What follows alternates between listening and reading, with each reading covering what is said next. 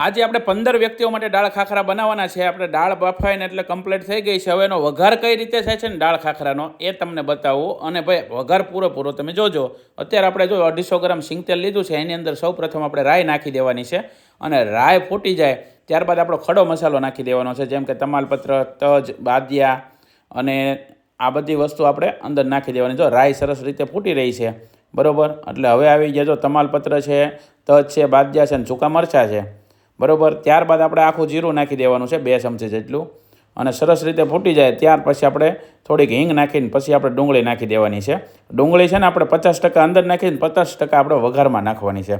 આદુ મરચાંની પેસ્ટ 50% આપણે છે ને અંદર નાખી છે, આપણે ઉકળતી દાળની અંદર ને અડધી આમાં નાખવાની છે.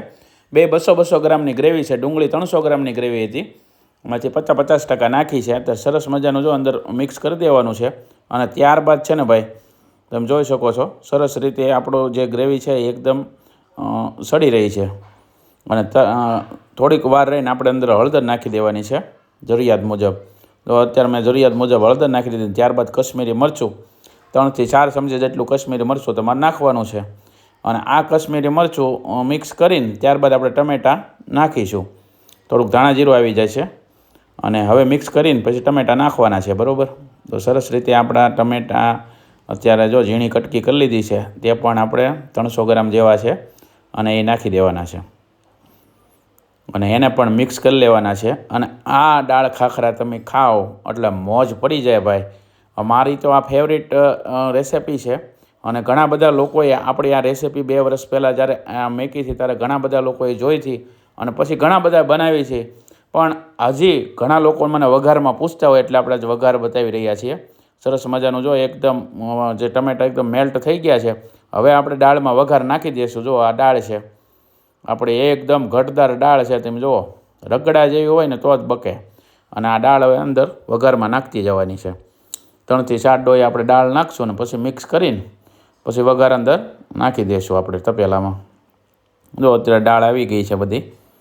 અને આ દાળ ખાખરાની દાળ ભાઈ ખાવ એટલે મોજ પડી જાય. અને સરસ મજાની દાળ અંદર મિક્સ થઈ ગઈ છે.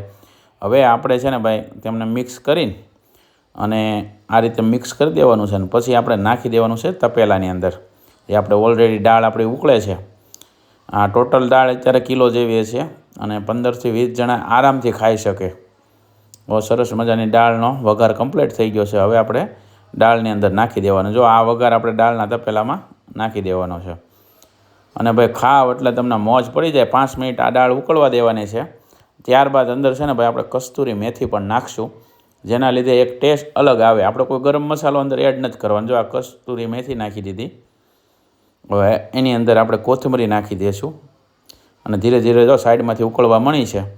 અને પછી આપણે ગેસ બંધ કરીને નીચે ઉતરીને દાળ ખાખરાની મોજ માણશું. જો તમે પણ જો આ રીતનો દાળ પ્રોગ્રામમાં દાળ ખાખરાના આ રીતે વઘાર કરતા હો તો મને કોમેન્ટમાં જણાવજો. ન કરતા હોય તો એકવાર આ રીતે પણ વઘાર કરજો, તમને ખાવાની મજા પડી જશે. ઘણા લોકોની કોમેન્ટ હતી આપણી દાળની ઘટદાર જોવો તમે એકદમ છે ને.